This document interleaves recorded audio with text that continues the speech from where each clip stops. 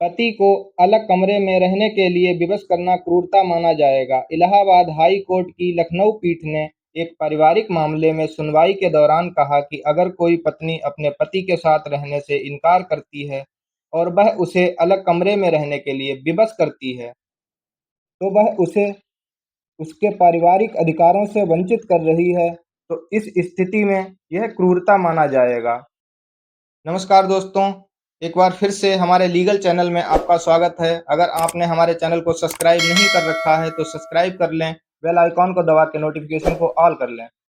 यह मामला Allahabad high court की लखनऊ पीठ का है, जहां एक पति ने यह कहा कि उसकी पत्नी ने उसे अलग कमरे में रहने के लिए विवश किया तथा उसे धमकी दी कि वह अगर उसके कमरे में प्रवेश करेगा तो वह आत्महत्या कर लेगी और उसके खिलाफ आपराधिक मामला को दर्ज करवाएगी।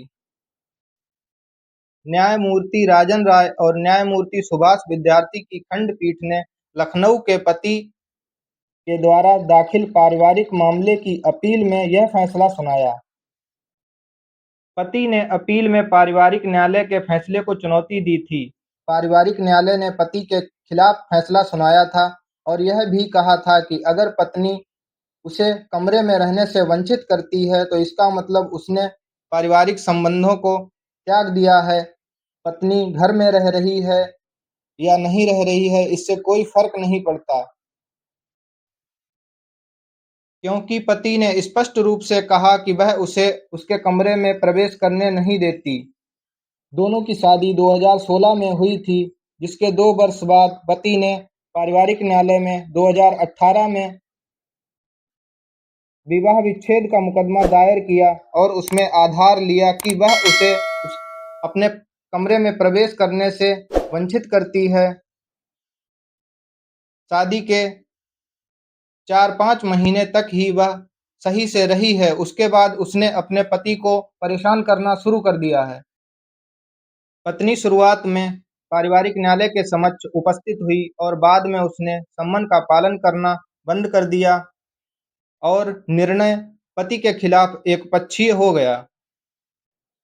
जनवरी 2023 में पारिवारिक न्यायालय ने फैसला सुनाया और यह निष्कर्ष दिया कि उसने अपनी पत्नी की धमकियों का विस्तृत जानकारी नहीं दी और न ही उसने यह साबित किया कि ऐसी घटना उसके साथ कई बार घटित हुई। पति ने हाईकोर्ट का दरवाजा खटखटाया और हाईकोर्ट ने कहा तलाक देने के लिए क्रूरता के पर्याप्त सबूत हैं।